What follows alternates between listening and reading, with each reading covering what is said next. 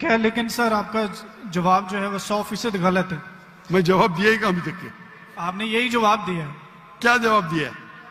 कि जैसे जोना मछली के पेट में 3 दिन जिंदा रहा था, आपका मतलब ये है कि जीसस भी जिंदा थे, वो मरे नहीं थे। मेरा मतलब नहीं, मेरा मतलब नहीं। ईसा अलैहिस्सलाम फरमाते हैं बाइबल में, मैं क्या फरमाता हूं? सर मैं आपको करेक्ट कर देता हूं।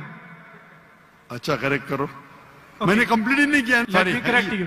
ईसा अलैहिस्सलाम, अरे भाई मुझे बोलने तो दो, मैं बात ही नहीं कर रहा, बोले करेक्ट करने दो।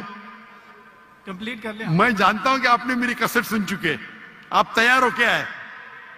मैं आपको मौका दूंगा, पहला मुझे बात तो कंप्लीट करने दो।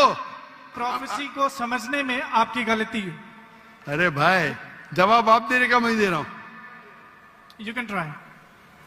The point is the 3 days and 3 nights idiom which is used in the Old Testament in the book of Ezra and the sign of Jonah, and this is the case of Jesus. I am not talking about 3 days and 3 nights. I am not at all coming to the one part of the prophecy.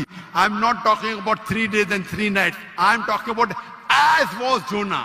What is as was Jonah means? जिस तरीके से जोना था। So my question is to Dr. Sahib, can you prove from Bible that Jesus did not die and rose from the dead? And your answer should be only from Bible, not from Islam.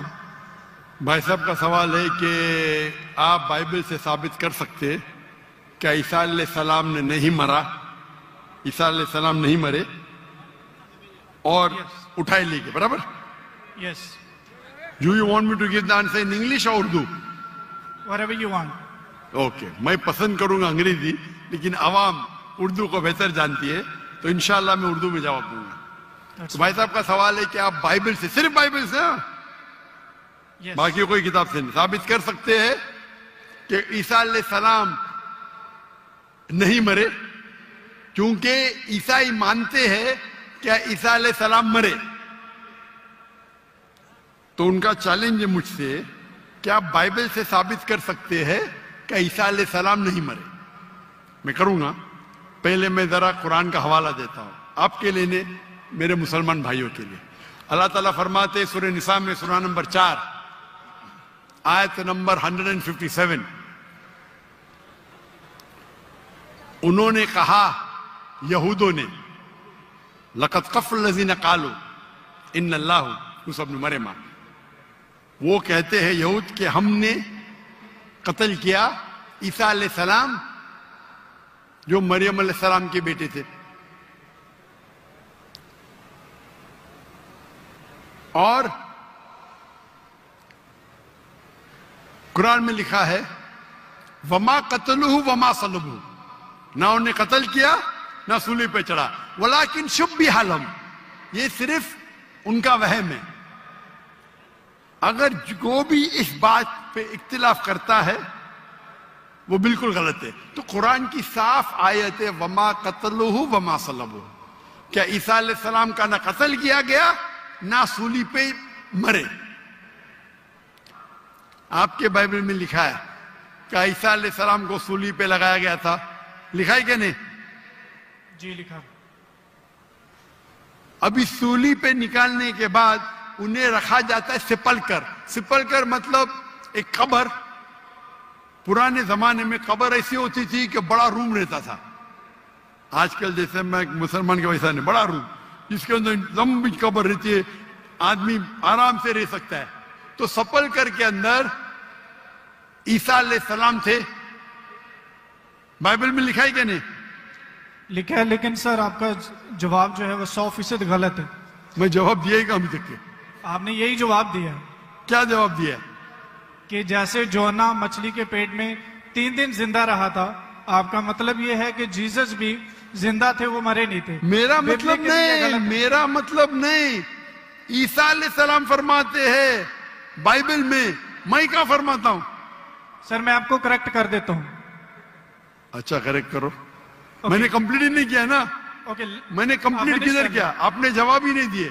मैं आपको पूछना चाहता हूं, जब ईसा अलैहिस्सलाम कब्र में थे, जिंदा थे या मुर्दा थे?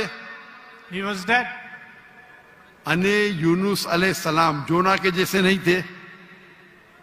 आपने अभी कुछ देर पहले कहा कि जोना जिंदा थे, अभी आप कहते मूसा अलैहिस्सलाम मुर्दा थे। ईसा अलैहिस्सलाम। अरे भाई मुझे बोलने तो दो, मैं बात ही नहीं कर रहा हूं, बोले करेक्ट करने दो, कंप्लीट कर लिया। मैं जानता हूं कि आपने मेरी कसर सुन चुके, आप तैयार हो क्या है? मैं आपको मौका दूंगा, पहला मुझे बात तो कंप्लीट करने दो। बात ही कंप्लीट में करेक्ट हूं, मैंने गलती किधर की? आपको जवाब देने का, मुझे थोड़ी। आपने कहा क्या जोना जिंदा थे, कहा कि नहीं? जी जोना जिंदा थे। आपने कहा कि जीसस क्राइस्ट मर गए, मैंने कहा कि आपने कहा? मैंने कहा। तो गलती मैं फ्रॉम एग्जांपल। तो मेरी गलती किधर? आप जवाब दे रहे हो, मैं गलती कर रहा हूं। प्रोफेसी को समझने में आपकी गलती है। अरे भाई जवाब आप दे रहे का मैं दे रहा हूं।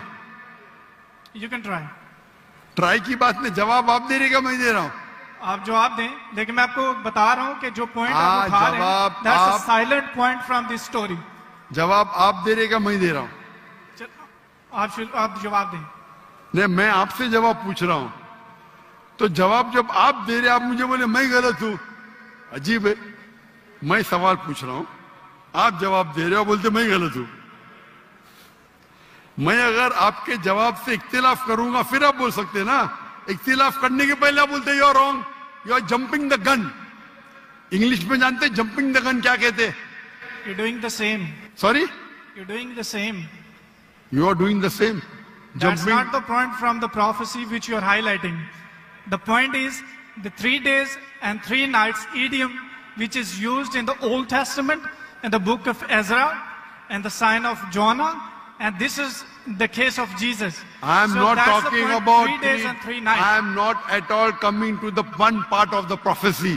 I am not talking about 3 days and 3 nights. I am talking about as was Jonah. What is as was Jonah means? जिस तरीके से जोना था उस तरीके से इशारा। वो 3 दिन और 3 रात पे बाद में आएंगे। आप लाइन से जाओ ना। जंपिंग द गन मतलब उड़ी मारना। लाइन से जाओ ना, 1 2 3 4 5। आपको डायरेक्ट जाने का मेडिकल कॉलेज में पहला फर्स्ट स्टैंडर्ड तो पास करो, सेकंड स्टैंडर्ड तो पास करो। आपको अगर पता नहीं जंपिंग द गन किसको कहते हैं तो आपकी अंग्रेजी कमजोर है। क्या क्या ईसा अलैहिस्सलाम ने जिस तरीके से जोना, तो जिस तरीके का भी तशरीह हो रही है, 3 दिन और 3 रात तो बाद में आएगा।